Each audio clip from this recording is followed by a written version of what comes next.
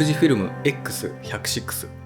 カメラの長い歴史の中でもダントツで予約注文が多い機種です。発売前からかなり注目されていて、国内でもほとんどが抽選販売でしたね。なんと中国では80万台以上の予約があったみたいです。X100VI は90周年の限定モデルっていうのが出たんですけど、この限定モデルのリミテッドエディションは世界で1934台のみの限定販売となりました。日本国内では90台のみが販売されたんですけど、すでに60万円前後で取引が行われています。聞いたところでは初期ロットはかなり多かったみたいなんですけど、それでもこれだけの供給不足に陥っています。なんと価格は28万円ですよ。わけわからんくないですか？レンズも交換できないし、フラッグシップ級のスペックがあるとも思いません。それでもこれだけ人気な現状、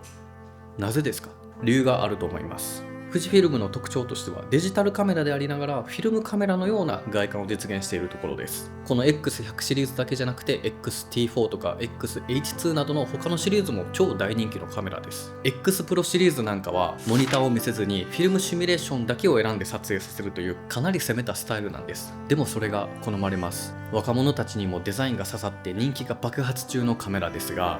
実際に買うことがほとんどできません。在庫がないから。この状況に皆さんはどう思いますか？さすがにどうにかしてほしいですよね。僕自身もこのレビュー動画を作るのにはすごく複雑な気持ちがあります。欲しくても買えないカメラを紹介する必要はあるのか、そんな思いでいました。でも知る必要があると思います。僕はカメラが好きな人の人口を増やしたい。写真や動画の楽しさをより多くの人に知ってもらいたい。その実現のために YouTube 活動を続けています。この動画では X100VI がなぜ世界中で求められているのかについて、実際に自腹で購入した僕が大量の写真や動画作例とともに皆さんに分かりやすく伝えていきたいと思います。このカメラが人気な理由、求められるべき理由を知るべきです。今後の各社のカメラ開発に役立って素晴らしいカメラで溢れてほしいから。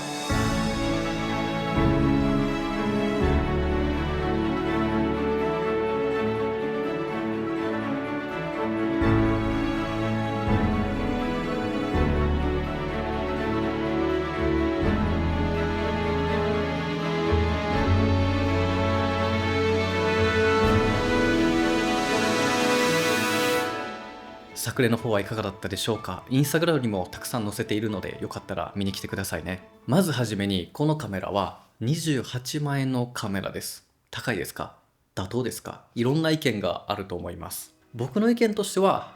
高いと思います。28万円あればそれなりにカメラ買えますから。それこそ今撮ってるソニー FX30 と1個レンズを購入することもできるし、ルミックス S5M2 とレンズ2つセットでも29万円台で購入することができます。その価格帯でコンデジ1つですよ。ちょっと高いですよね。でも実際に使用してみて分かることもたくさんあります。このカメラに28万円の価値があるか見ていきましょう。まずは X100VI が他のカメラと違うところについて注目してみました。一番はやはり見た目とデザインですね。なんといってもこのレトロなデザイン、本当に可愛らしくてすごく持ち運びたくなるようなデザインをしてるんじゃないかなと思います。ソニーでは α7 シリーズとかニコンは ZF、ZFC などと少しレトロなモデルも開発はしていますが、やはり富士フィルムのこの路線っていうのは僕はすごく素晴らしいなと思います。ここ数年でまた映るんですが流行ったように若者たちの所有欲を満たすようなカメラの筐体でもあるかなと思います。そしてとにかく大きな点はここのファインダーですね。X100 シリーズは EVF と OLD というファインダーを2つ分けて撮影をすることができます。ここ最近のミラーレス一眼では EVF という電子ファインダーが主流にはなってるんですけど、 X100VI はもう完全にガラスだけを通した OLD ファインダーで覗くこともできるんです。これが本当に撮影体験が素晴らしいんですよ。実際に自分が見ている世界そのもので撮ることができるので、これはカメラの中でも特別な撮影体験になっていると思います。この OLD の方で撮影をすると、実際の画角に入る前から周辺の情報を読み取ることができるので、よりスナップ写真とかも撮りやすくなってるんじゃないかなと僕は思いますね。カメラ自体のこのダイヤルとか軍化部分の質感もかなり良くて、ダイヤルを回した時のこの感触であったりとか、この辺の音とか絞りリングとか背面の物理ボタンとかも結構品質はよく仕上がってるかなと僕は思いますね。一つ不満としてはジョイスティックであるということですね。背面のダイヤルがジョイスティックで回転ダイヤルではないので、回転ダイヤルを搭載したミラーレスカメラを使っている人からしたらあまり慣れないところかなと思います。そして僕の一押しポイントはこれです。フラッシュなんですよ。内蔵フラッシュが入っています。フィルムカメラであったり一世代昔のカメラって結構内蔵のフラッシュが入ってるカメラ多いんですけど、これにも入ってるんですよ。僕本当に個人的にフラッシュの表現がすごく好きで、このカメラを手にしてからはマジでフラッシュで撮ることも多いんですよね。フラッシュ使うと人の顔も明るく撮ることができたりするし、夜の撮影の時とかも暗くてもフラッシュがあれば全然撮ることができるので、撮影体験も撮影できた写真もめっちゃいいし、何より手軽に撮れることがすごくいいところかなと思います。そしてさらに内蔵の ND フィルターも搭載しています。これは旧型の X100V、X105 の機種から搭載されているんですけど、内蔵の ND フィルター4段分のものを搭載しているので、写真と動画両方の時に使うことができます。内蔵の ND フィルターを使えばシャッタースピードを落とすことができるので、流し撮りであったりとか滝とか海とか、水の表現であったり、そういった時にも特殊な撮影体験をすることができたりします。あとはやっぱり動画撮影もシャッタースピードっていうのはチェンジしないので、 ND フィルターを使って光量を落としていくと、そういったことができます。ただこれはあくまで固定の ND フィルターなので、動画撮影とかで柔軟にいろんな環境下で適切な露出に運んでいけるようなものではありません。僕の使用用途としてはやっぱり流し撮りでしたね。日中とかでも車を撮りたい、バイクとか動いてるものを撮りたい時にシャッタースピードを遅くして撮影してあげることによって、こういった普段とは違った写真を撮ることができました。あるないというとある方が絶対にいいと思います。そしてなんといってもレンズ一体型っていうところが他のカメラとは違いますよね。このカメラはコンパクトデジタルカメラという部類になります。通称コンデジですね。最近はコンデジのブームをすごく来ていて、コンデジを探している方も多いと思うんですけど、コンデジの中でも最高級の最高品質のカメラであるということは間違いないと思います。そして X100 シリーズ、今回のモデルもそうなんですけど、2色のカラー展開をしています。ブラックとシルバーのカラーで選ぶことができて、僕はブラックを購入したんですけど、シルバーも良かったなとちょっと思っちゃうぐらい、両方いいんですよ。多分ブラックを買えばシルバーいいなと思うし、シルバーを買えばブラックかっこいいなと思うと思います。両方欲しいです。従来のミラーレスカメラはほとんどがブラックで統一されているんじゃないかなと思います。そんな中でカラーのバリエーションの選択肢を与えるっていうところは他のカメラとは違ったポイントかなと思います。それでは大体このカメラがどういう風に違うのかっていうのが分かってきたところで、このカメラの細かなスペックについて見ていきたいと思います。なんといっても進化したのはセンサーです。今回から4020万画素になりました。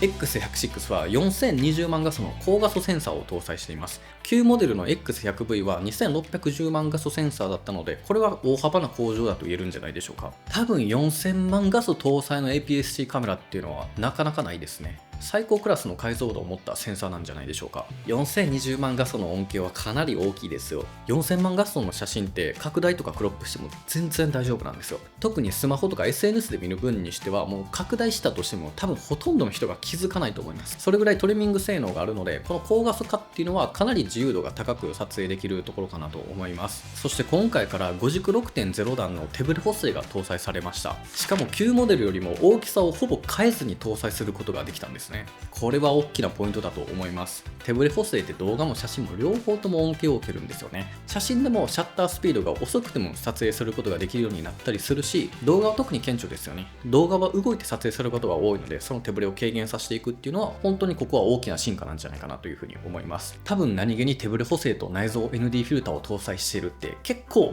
すごいことなんじゃないかなと思っています。そして今回のモデルは動画撮影性能もかなり大幅に進化してるんですね。最大 6.2K42210 ビットの撮影が可能になりました。4K 動画も撮れて60フレームのスローモーションの撮影も可能です。あとは DCI4K であったりとか 4KHQ というより高画素な、撮影の方法があったりとか、本当に動画性能はかなり大幅な進化をしてるんじゃないかなと思います。しかも F-Log2 にも対応しましたね。僕のような映像制作を仕事としてる身としては、このログ入ってくるんだっていうところの驚きっていうのはかなりありましたね。ログで撮影することによってカラーグレーディング、いわゆる色の編集っていうのをよりやりやすくすることができるんですよね。ダイナミックレンジであったりとか色の情報量っていうのも多く出力することができるので、ログで撮影したデータを自分好みに色編集をしていくことができるっていうところで、動画クリエイターから見てもかなり動画に力を入れてるカメラだなっていうところがすぐに分かります。そしてオートフォーカスも進化しています。今回から被写体検出機能が追加されて、動物、鳥、車両、自転車、航空機、鉄道のなどとそういったものに認識をして撮影をすることができるようになりました。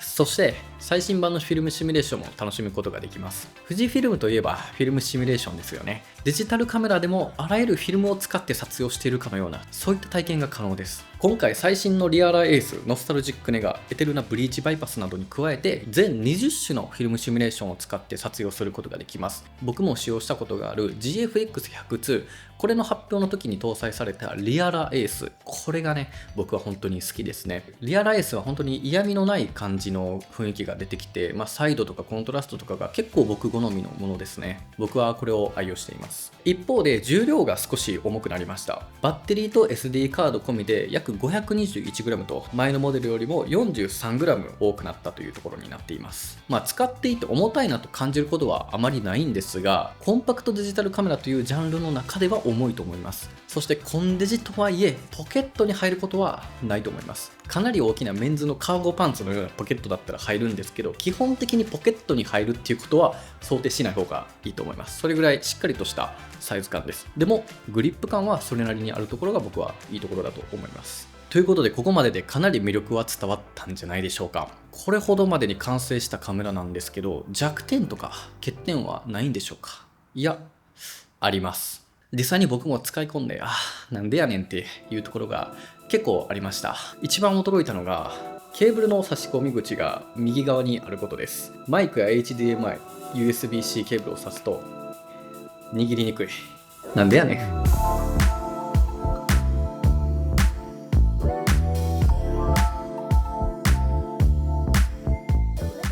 ってことで、ここからは X106 の僕が思ういまいちなところをしっかりと上げていきたいなというふうに思います。まずこのカメラ、ネジ穴の位置がかなり微妙なところにあります。カメラっていうのはこの底の部分に三脚に取り付けるネジ穴っていうのがあるんですけど、この位置が非常に使いにくいんですね。光軸ずれがないようにということでセンター気味に配置してくれてるのはすごくいいんですけど、これバッテリーのこの蓋とかなり干渉してしまいます。なので三脚のプレートとかをつけた状態ではこのバッテリーを交換することもできないし、 SD カードの交換も絶対にできません。これを回避するためにサードパーティー製の L 字ブラケットとかカメラリグとかを組めばそれらは解消できるかもしれませんが、コンパクトデジタルカメラですよ。それはやりたくなくないですか。もちろんそこまで三脚を使って撮影するっていう想定ではないと思うんですけど、三脚をつけて撮影するときには非常にここが不便なので、ここはなんとかなったらいいなっていうふうに思いましたね。そしてこのカメラ、レンズが前のモデルと同じみたいですね。ここが非常にちょっと残念なところです。だって価格が10万以上上がったんですよ、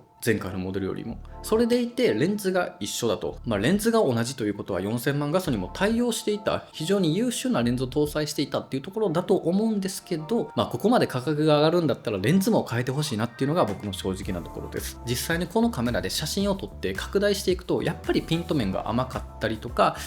ちょっとこのレンズもう少し進化したところを見たかったなっていうような写真を撮ることもいくつかありました。このレンズの開発時に4000万画素を想定していたのかは分かりませんが、ボディにも合わせたレンズっていうのがついてると僕はすごく良かったなと思います。そしてさっき言っていたこのバッテリーの端子類ですね。全てのポート類が右側に集約されています。マイク端子、USB-C、HDMI 全てが右側にあるので、動画撮影時はかなり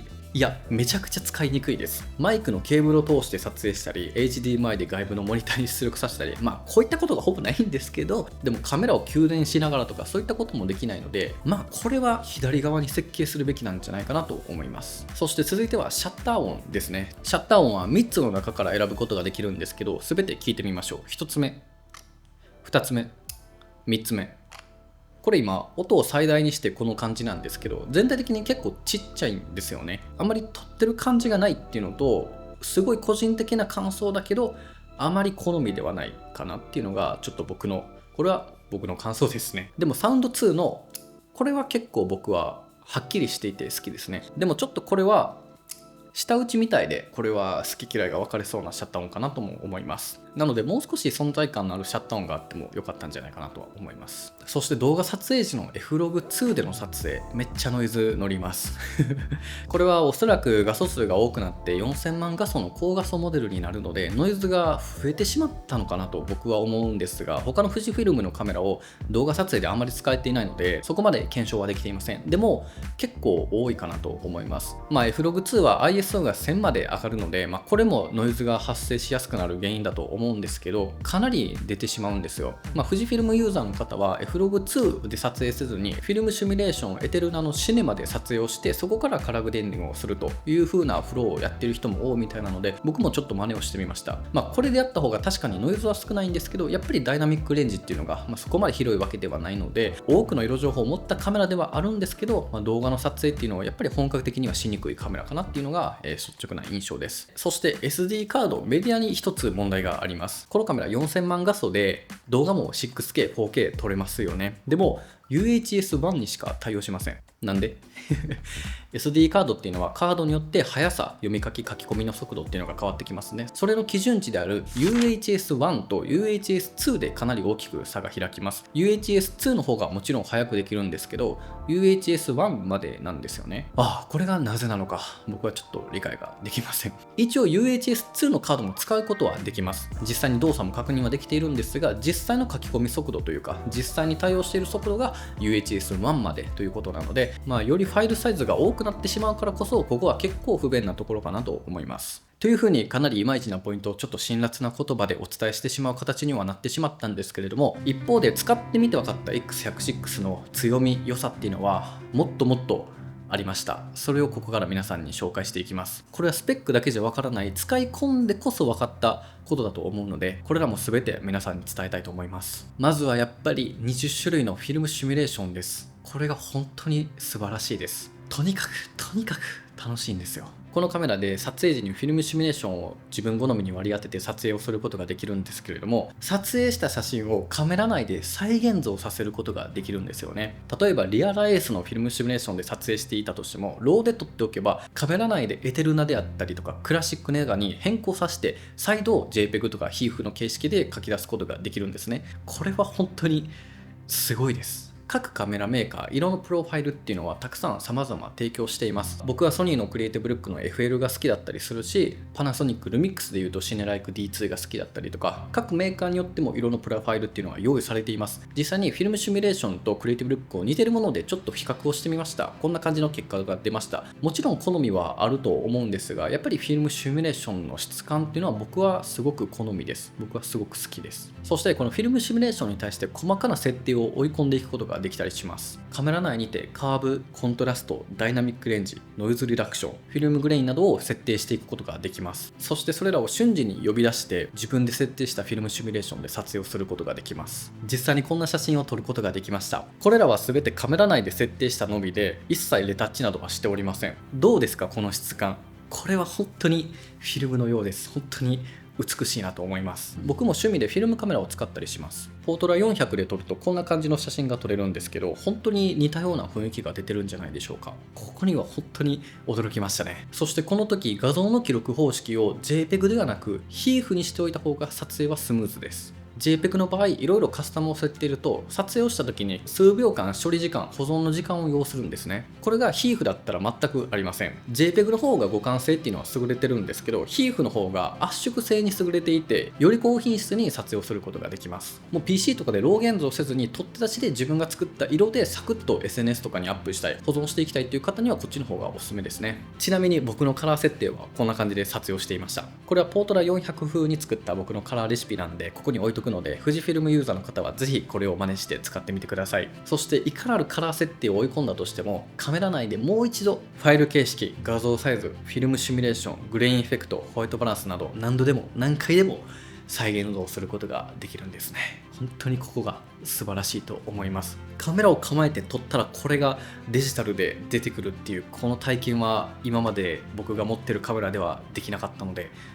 素晴らしいポイントです。そしてサブではあるものの動画撮影性能はやはり大幅な進化を遂げていました。最大 6.2K30 フレームの高画質撮影ができるし、 4K であれば60フレームでスローモーションで撮影をすることができます。注意点として 6.2K と 4KHQ で撮影する場合は 1.23 倍のクロップ、そして 4K60 フレームの場合だと 1.25 倍のクロップがあります。ちょっと画角は狭くなってしまう、そこは少し注意点かなとは思っています。ただそれでもサブだとしてもこれだけしっかりと動画の撮影ができるっていうところはやっぱりコンデジの中ではしっかりと撮れてる方だと思うし、動画撮影時にタリーランプをつけることができるんですよね。前面と背面の両方ともタリーランプを点灯させることができるので、動画を撮ってるっていうのが撮られている側がすぐに分かる設計になっているところが結構いいなと思います。そして記録中の画面の中の赤枠表示もかなり目立つようにされていますので、撮り逃し逆レックみたいなことはほぼ起きない状態かなというふうには思いますね。そして熱耐性オーバーヒート問題に関しては僕はしっかりと検証してみました。実際にどれぐらい録画できるかなっていうふうに記録してみたところ、カメラの高音セットをオンにした状態で 6.2K30 フレームの撮影が49分40秒まで撮影をすることができました。そこからは強制的にシャットダウンされたんですけど、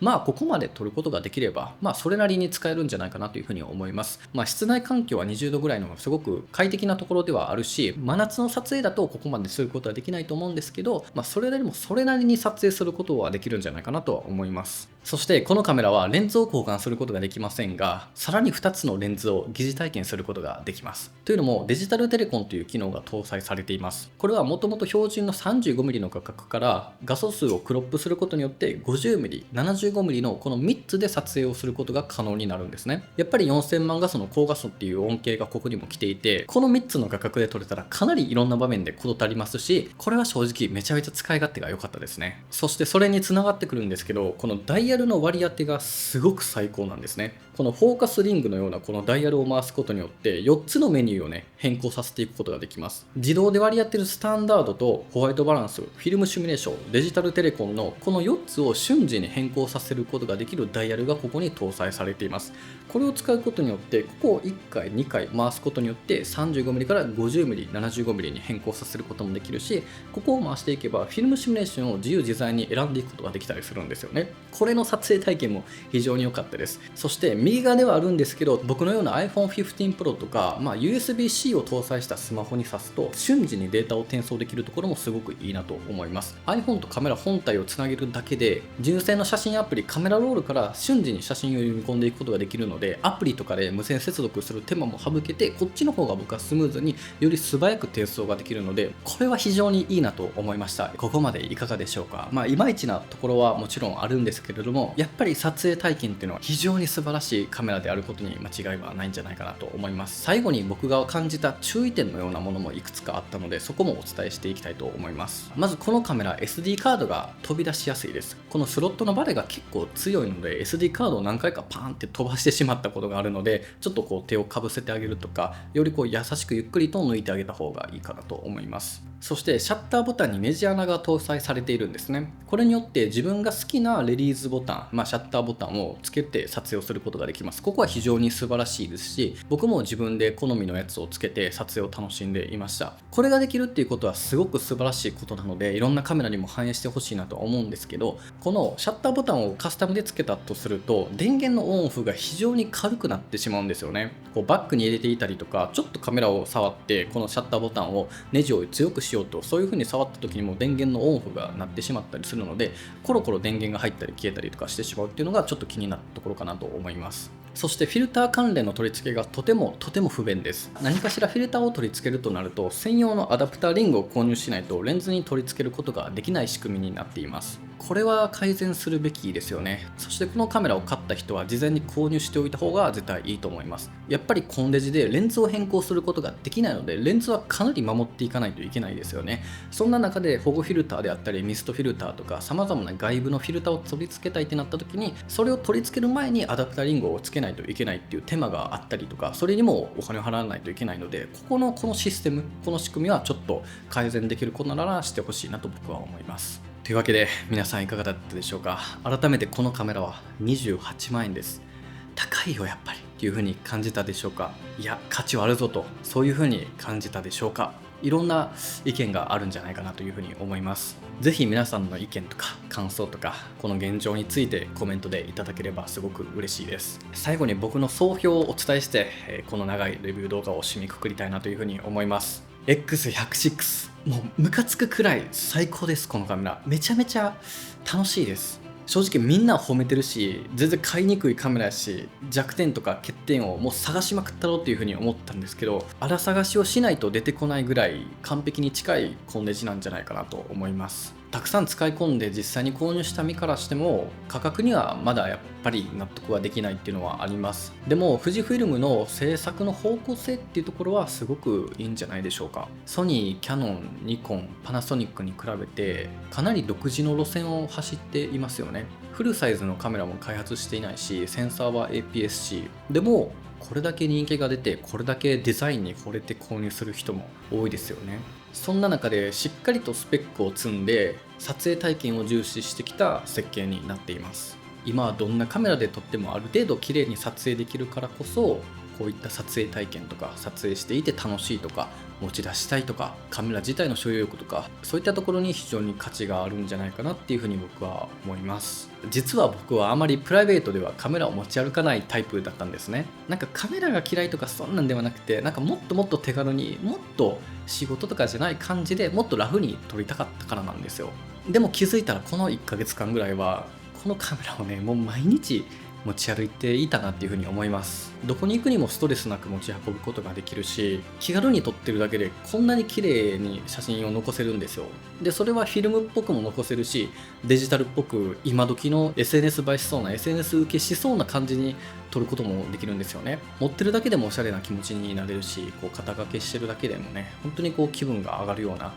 そんなところに影響があるカメラかなって思いました。28万円っていう価格に対しては、SD カードの話とか端子類の右側配置とかもうレンズが前のままとか、これぐらいはねしっかりとねしておくべきだったでしょう。そして、供給が追いついていないっていうのも早く改善してほしいというか、ここもしっかりと深刻なところだと思うので、やっぱりここも改善を期待していきたいなというところです。今後はカメラをスペックで選んでいた人が撮影体験でカメラを選んでいくかもしれません。やっぱり改めてこの動画を作るのにはすごく本当に迷いがありました。やっぱり買えないカメラだしおすすめをしにくいからすごい迷いがあったんですけど、でもこのカメラを自分で買ってちゃんと使ってみてすごくいいところとかこのカメラが人気な理由っていうのをすごく知れた気がしています。なのでこのカメラの良さとかこのカメラが人気な理由を知った上で今後のカメラ開発とか今後のカメラ選びの参考にもなったらすごく僕は嬉しいなというふうに思っています。ということで改めてこのカメラが人気な理由を分析してみました。